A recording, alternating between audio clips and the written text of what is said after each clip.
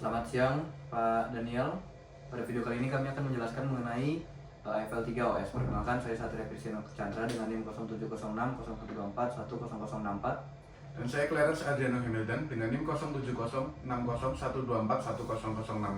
Nama saya Dylan Patrick William dengan NIM 070601241040. Oke, untuk topik 1 yaitu host, kami milih Windows sebagai host kami.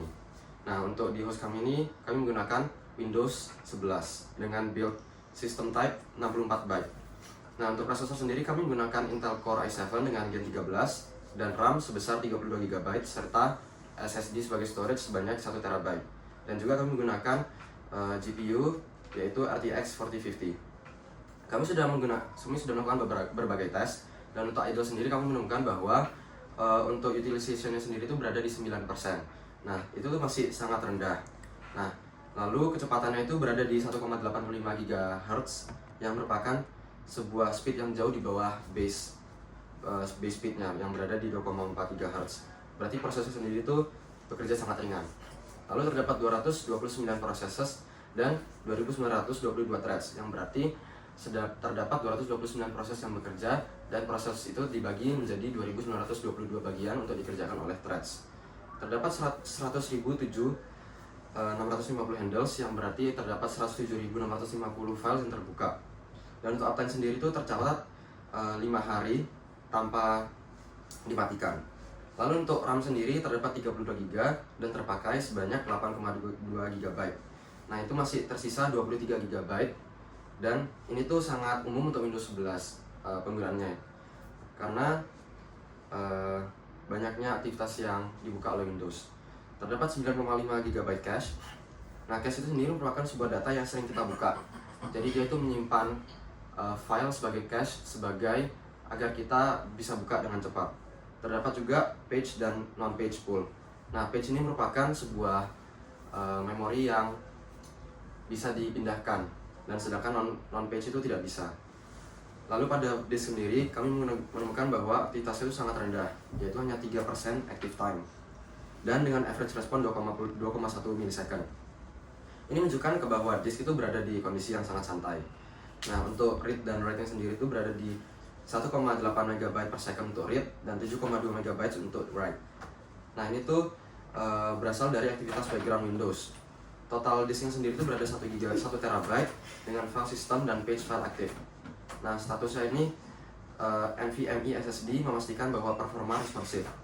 Untuk network sendiri itu berada dalam kondisi tanpa aktivitas atau 0 KB send atau receive. Nah, itu berarti ada 0 KB untuk download dan juga upload. Nah, ini tuh menunjukkan bahwa saat idle test itu koneksi benar-benar pasif, meskipun terhubung ke WiFi, tapi WiFi itu tidak dipakai. Lalu untuk load test, kami membuka 5 tab YouTube dan juga sebuah game bernama Roblox. Nah, pada load test sendiri ini kami menemukan bahwa pada CPU, penggunaan CPU naik menjadi 43%, dengan speednya itu 3,47 GHz.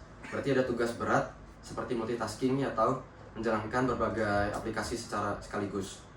Nah, kenapa bisa 3,47 GHz sedangkan base-nya itu 2,4? Itu berarti dia itu sedang overclocking atau seperti ngeboost menggunakan turbo, namun hanya bisa dalam berbagai kondisi.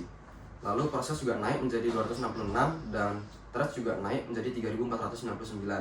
Sama seperti tadi, artinya 266 proses ini dibagi menjadi 3499 bagian untuk dikerjakan oleh threads. Pada bagian RAM terpakai 14 GB. Ini menunjukkan kenaikan yang signifikan karena mereka itu membutuhkan RAM yang lebih banyak untuk menjalankan berbagai aktivitas. Tapi masih tersedia 17 GB, jadi tetap memiliki ruang sisa yang sangat besar. Cache sebanyak 17,6 GB ini juga menandakan bahwa data yang kita simpan itu mempercepat untuk loading. Sementara dan page dan non-page pool itu juga meningkat, tapi tetap wajar batasnya. Disk juga meningkat dengan 13% active time, diikuti dengan read yang mencapai 35 MB per second, artinya Windows sendiri sedang membaca aplikasi-aplikasi yang kita buka, dan write sebesar 3 MB per second. Graphic transfer rate ini menunjukkan bahwa lonjakan yang menunjukkan disk sedang digunakan untuk membaca atau menulis secara intens, seperti membuat aplikasi, menjalankan game. Meskipun berat, respons tetap di 0,1 milisecond, yang berarti disknya sendiri itu tetap responsif dan kinerjanya cepat. Untuk jaringan sendiri, terdapat download mencapai 58 MB dan upload 488. Ini karena kita membuka YouTube dan membuka sebuah game Roblox, dia tuh perlu internet untuk melihat, mendownload aset game dan lain-lain. Secara keseluruhan, load test ini menunjukkan bahwa CPU, memori disk, dan jaringan kerja itu lebih keras daripada kondisi idle. Oke, selanjutnya saya akan membahas untuk stress test. Nah, pada stress test ini kami membuka 10 tab YouTube, lalu VirtualBox, Android Studio, dan Roblox. Pada kondisi stress ini, data yang kami dapatkan adalah seluruh komponen sistem bekerja jauh lebih berat dibandingkan dengan load test sebelumnya. Penggunaan CPU meningkat hingga 56% dengan frekuensi yang naik tinggi mencapai 4,20 GHz, menandakan prosesor berada pada beban kerja yang intens dan terus-menerus. Grafik CPU menunjukkan aktivitas yang padat dan stabil dalam rentang tinggi, sementara jumlah proses meningkat menjadi 294 dengan lebih dari 4.688 threads, memperlihatkan sistem menjalankan banyak tugas secara paralel. Uptime lebih dari 5 hari menunjukkan performa yang konsisten tanpa restart yang dapat mempengaruhi hasil. Lalu pada sisi memori, konsumsi RAM melonjak sangat besar hingga 23,8 GB, meninggalkan hanya 7,5 GB yang masih tersedia. Ini menunjukkan aplikasi yang dijalankan pada stress test memori heavy seperti game, simulasi, atau multitasking ekstrim. Cache turun menjadi 7,9 GB, menandakan banyak memori aktif dipakai langsung oleh aplikasi. Lalu selanjutnya, page pool 995 MB dan non-page pool 1 GB juga naik, masih dalam batas wajar ketika sistem mengalami tekanan berat. Lalu untuk aktivitas disk, menunjukkan peningkatan signifikan dengan 8% active time, ditambah laju baca mencapai 52,1 MB per second, dan laju tulis mencapai 98,8 MB per second, yang cukup tinggi.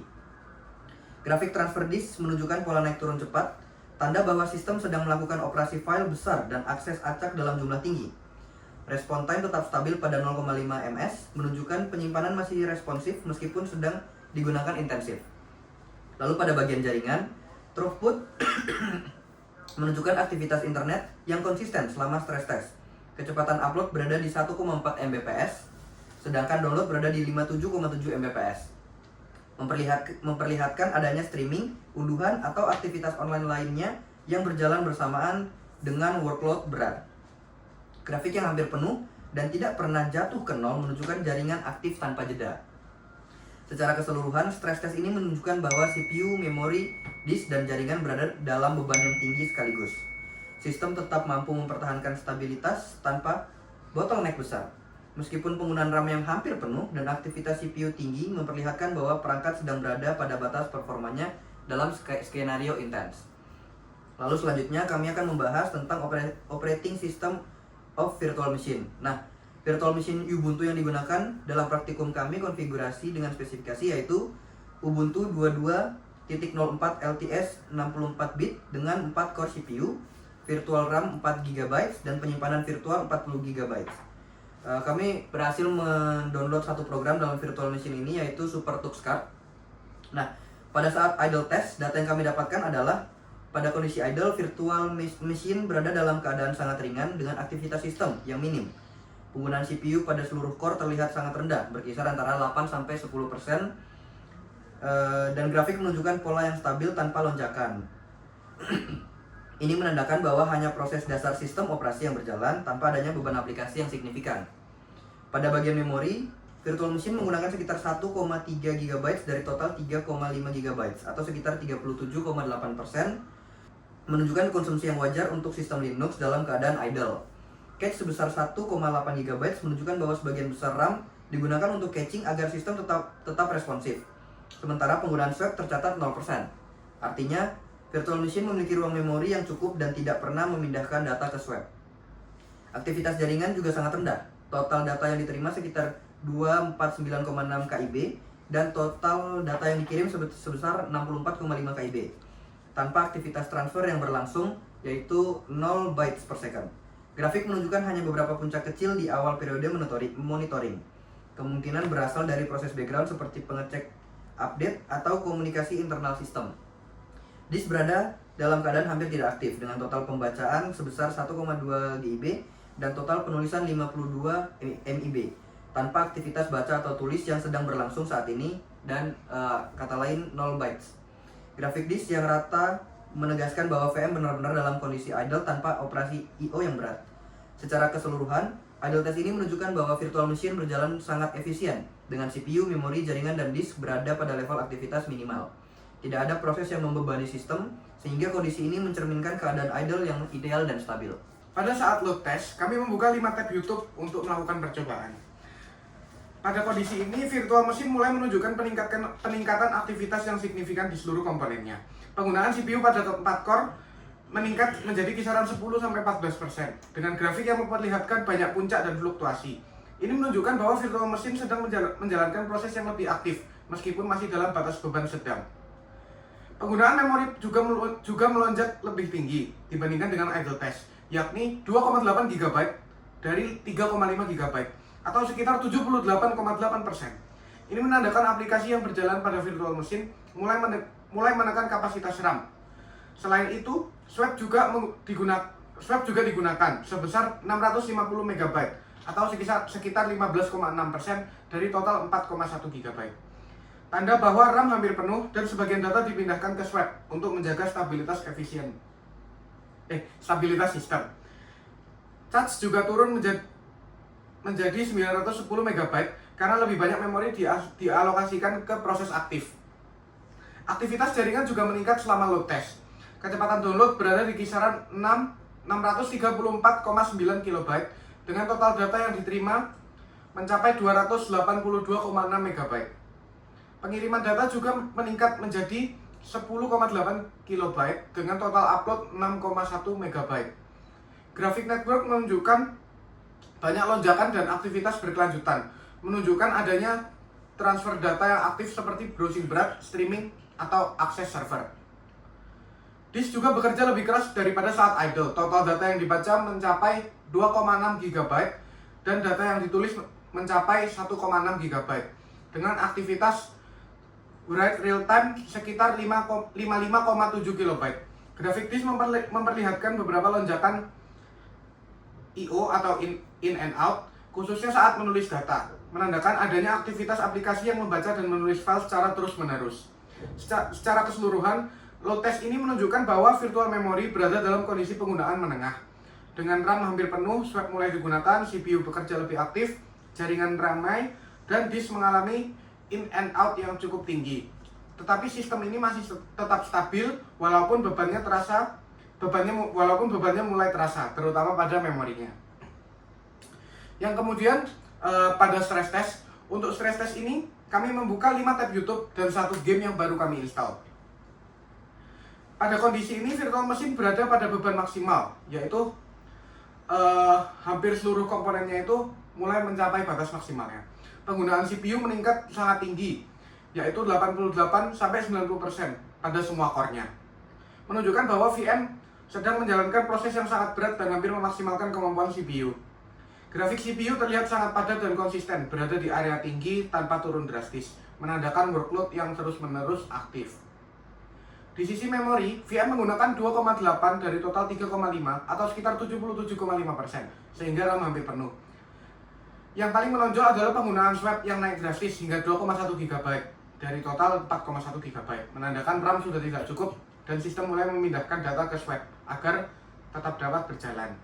Pemakaian swap yang tinggi seperti ini biasanya menyebabkan penurunan responsivitas karena akses swap jauh lebih lambat dibandingkan RAM.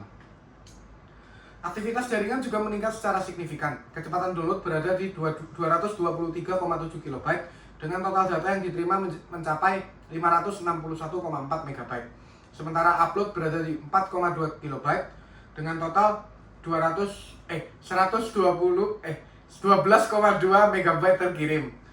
Graphic network menunjukkan pola naik turun yang intens, menandakan adanya transfer data terus-menerus seperti streaming, update, atau komunikasi aplikasi yang berat. Disk juga bekerja dalam kondisi aktif selama stress test. Total data yang dibaca mencapai 4,3 GB dengan kecepatan real time sekitar 115,7 KB. Sedangkan penulisan mencapai total 3 GB dengan kecepatan 31,9 KB.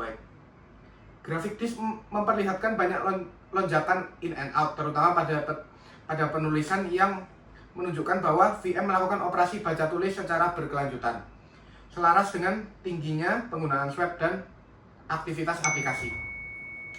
Secara keseluruhan, stress test ini menunjukkan bahwa virtual machine berada pada kapasitas yang mendekati maksimum. CPU hampir penuh, RAM hampir habis, dan swab digunakan secara intens, jaringan aktif, dan disk bekerja terus-menerus. Kondisi ini menunjukkan bahwa VM sedang menjalankan workload yang sangat berat dan performa mulai terpengaruh oleh tingginya penggunaan swab dan intensitas